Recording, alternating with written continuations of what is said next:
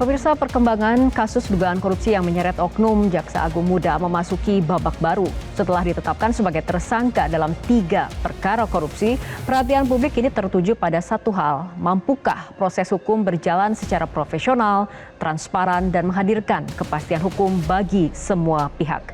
Bersama saya Fitri Megantara, inilah Top Issue mengusut peran Febri di 3 kasus korupsi besar.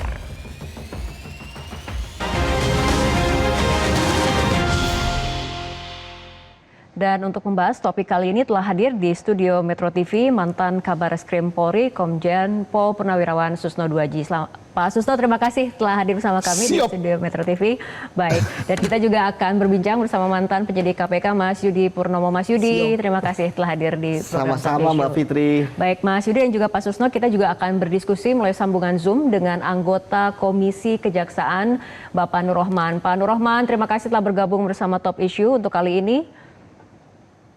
Selamat malam, Mbak Fitri. Baik, dan pemirsa, kita sudah juga coba menghubungi Komisi 3 DPR RI namun belum bisa bergabung pada diskusi untuk kali ini. Dan sebelum membahas lebih lanjut, kita akan simak terlebih dahulu informasi berikut ini. Pemirsa, Kapolri Jenderal Listio Sigit Prabowo dan para pejabat utama Mabes Polri bertemu Jaksa Agung ST Burhanuddin di kantor Kejaksaan Agung Jakarta Selatan. Burhanuddin menyebut Sigit sebagai sahabat. Kunjungan dilakukan usai Kapolri dan jajarannya bersilaturahmi dengan Panglima TNI Jenderal Agus Subianto di Mabes TNI.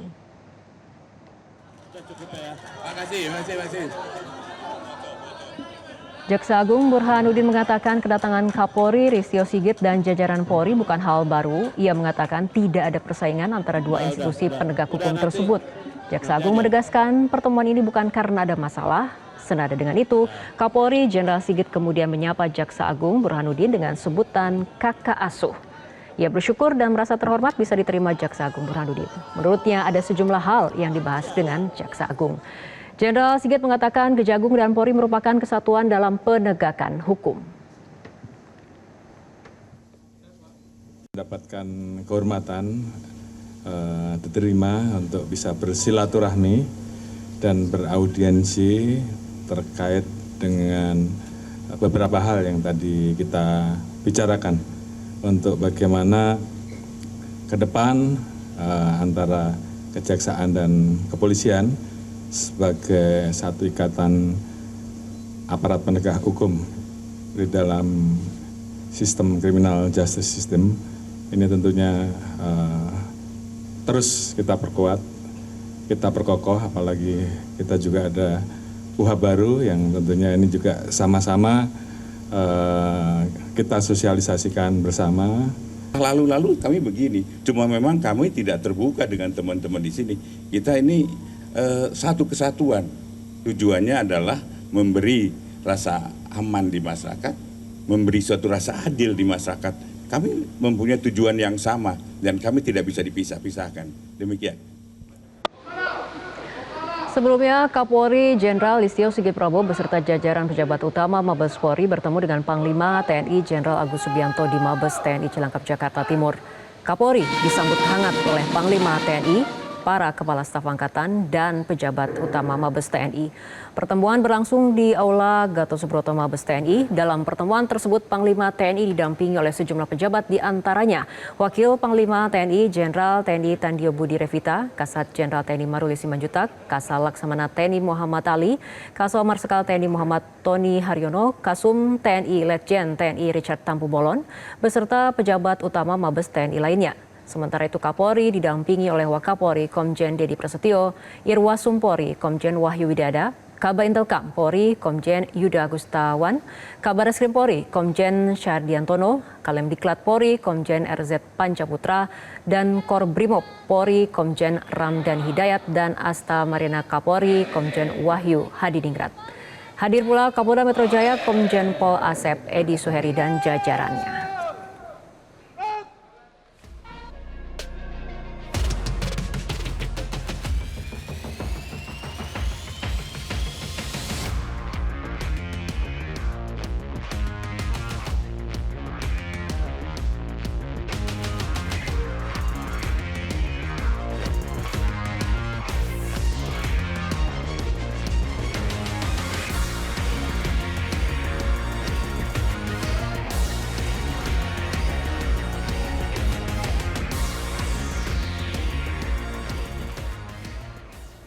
Dan kita akan mulai pembahasan dengan topik mengusut peran Febri di 3 kasus korupsi besar. Saya akan awali dari Pak Nur Rohman terlebih dahulu. Pak Nur Rohman, Febri Ardiansyah ini sudah ditetapkan sebagai tersangka dalam kasus korupsi dan TPPU, namun hingga saat ini Febri belum ditahan. Apakah Komjak mendapatkan informasi mengenai keberadaan dari Febri itu sendiri?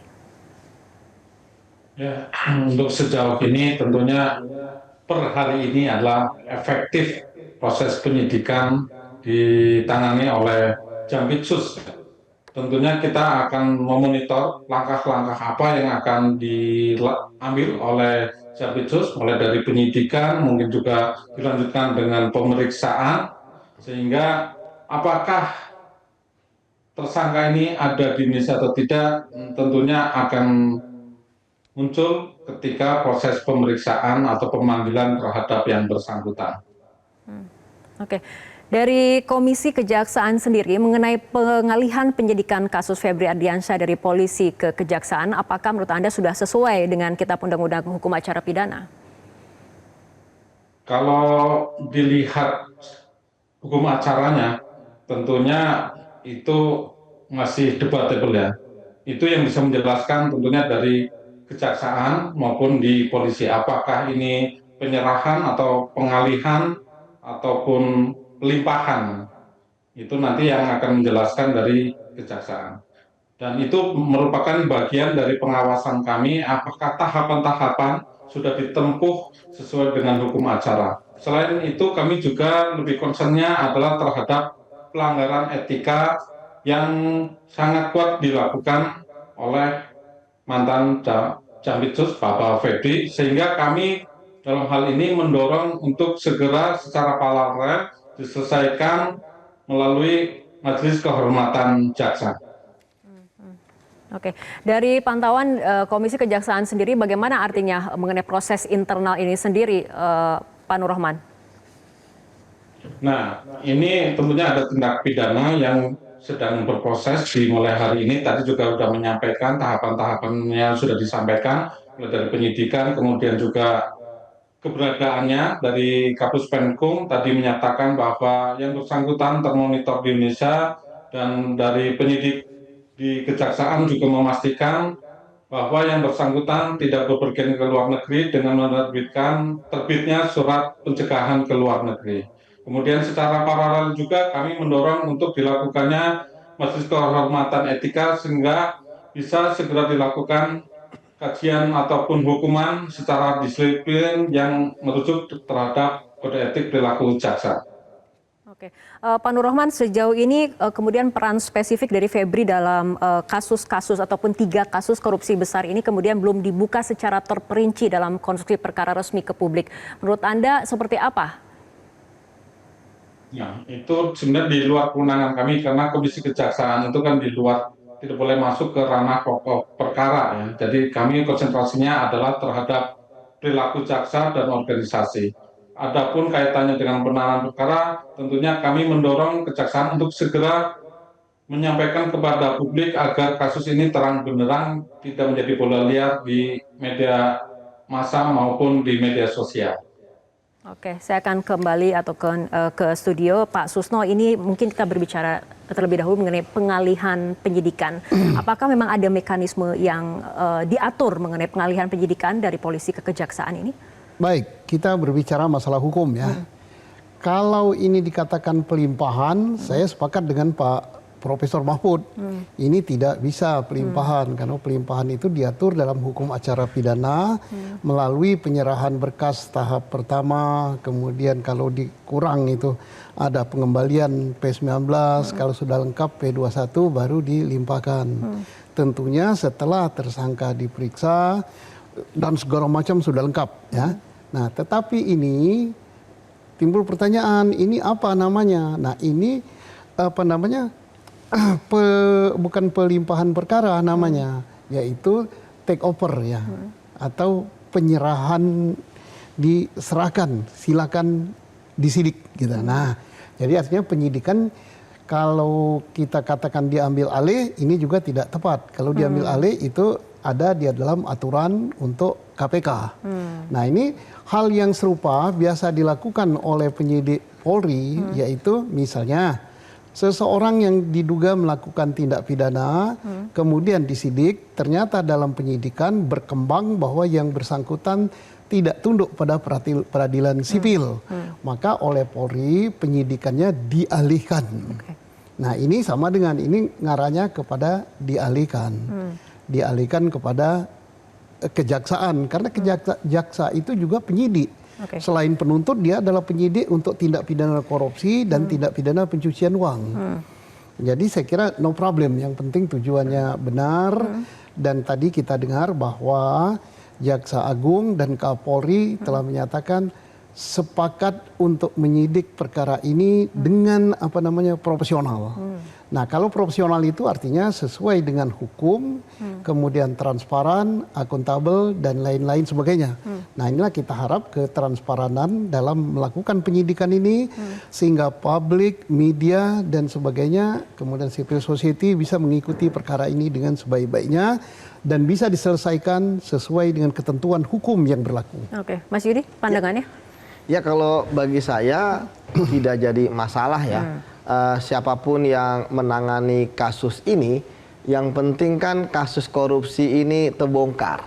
Ya, siapa yang menjadi intellectual leader, ya, siapa yang menjadi eksekutor, termasuk pertanyaan-pertanyaan publik ya terkait dengan siapa pemilik uang dan batangan emas hampir setengah triliun dan 74 kilo ini. Kemudian siapa yang harus bertanggung jawab terhadap kasus ini ya. Sampai saat ini kan sudah ada 2 tersangka ya. Tentu bagi saya 2 tersangka ini masih terlalu sedikit gitu ya. Pasti ada tersangka-tersangka lain. Kemudian juga terkait dengan kasus 3 kasus ini kan ada kasus yang terkait dengan merugikan keuangan negara, pemerasan, gratifikasi, dan lain sebagainya. Mulai dari kasus yang suplai batu bara, kemudian Asabri, ya, hingga Krakatau Steel. Nah, jadi menurut saya ketika kemudian teman-teman kejaksaan yang menangani penyidikannya, saya pikir ini sudah ada komunikasi lah, ya, di antara penyidik Polri dan penyidik kejaksaan, ya. Dan kemudian teman-teman di kepolisian juga, mereka kan juga tidak memberikan cek kosong kepada penyidik kejaksaan. Ya, mereka sudah mentersangkakan 2 orang. Artinya tidak boleh kurang dari ini. Ini udah level standarnya, ya kan? Ini garis tegasnya. Dan saya pikir teman-teman kejaksaan pun juga sudah mempelajari berkas, dan tadi Bang Nur Rahman mengatakan hari ini argo dimulai. Saya yakin bahwa kepercayaan dari Polri, kemudian mereka juga tentu melihat bagaimana masyarakat juga terhadap kasus ini kan jadi viral di mana-mana, ya kan?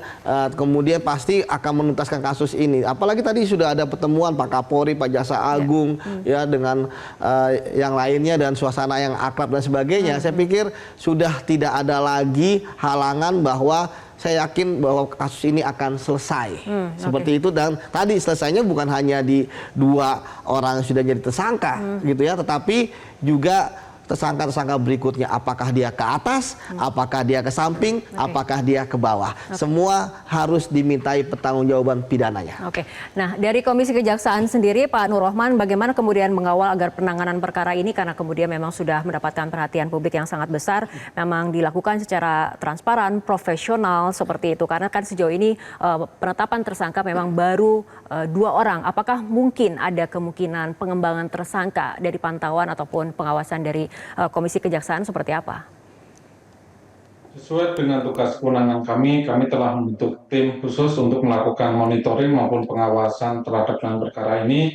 Kami juga sudah melakukan koordinasi langsung, dalam hal ini Ketua Komjak berkoordinasi bertemu langsung dengan Bapak Jaksa Agung untuk meminta penjelasan terhadap penanganan perkara ini. Tentunya kami juga meminta garansi bahwa perkara ini bisa setuntas-tuntasnya, tentunya dengan plan perkara-perkara yang lebih baik lagi dan bisa dipertanggungjawabkan kepada publik.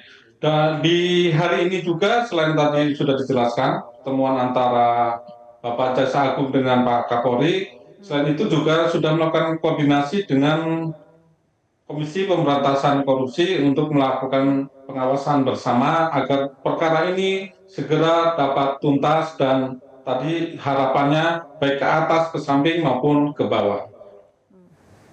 Baik, saya akan ke Pak Susno mengenai peran dari Febri sendiri karena memang ini kemudian belum dipublikasikan bagaimana kemudian konstruksi perkaranya, seperti apa peran dari Febri. Ini bagaimana mengusut dari peran terhadap 3 kasus besar ini?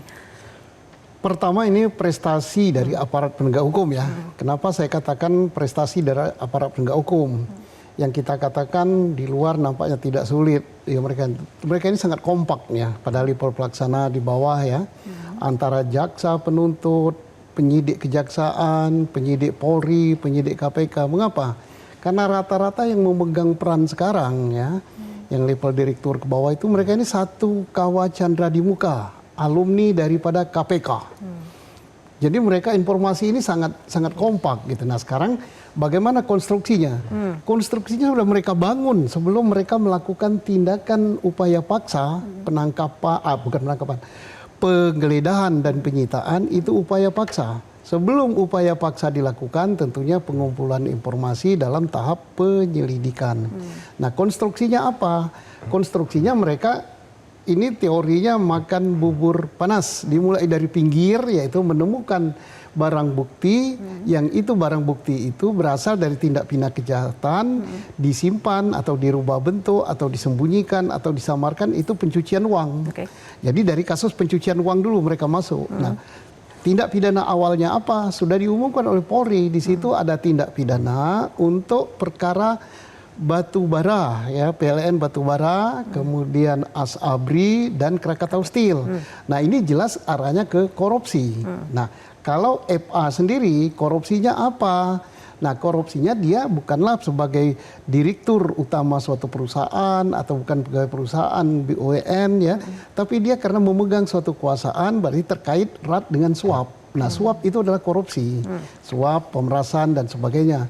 Jadi tindak pidananya, konstruksi yang ditanya tadi bagaimana ini adalah korupsi, kemudian bentuknya suap, jadi kemudian pencucian uang TPPU. Nah sekarang sependapat dengan Pak Yudi tadi, ini tidak cukup hanya 2 orang ini tersangkanya, harus diungkap lagi. Krakatau Steel itu apa? Iya tersangkanya hanya itu.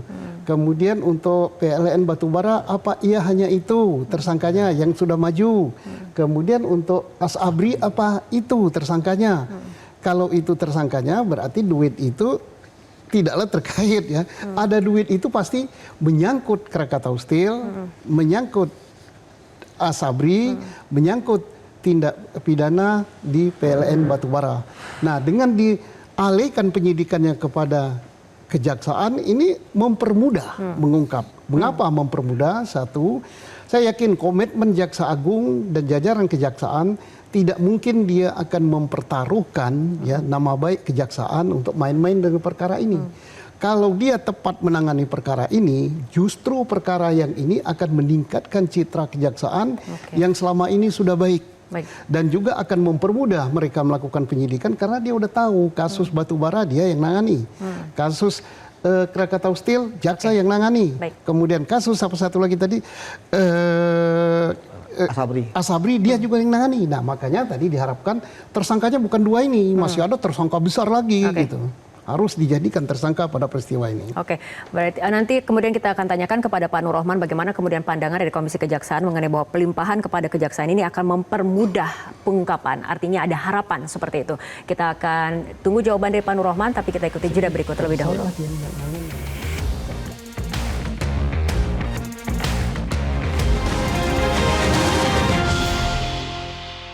Jelajahi cara baru mendapatkan informasi. Download Metro TV Extend sekarang.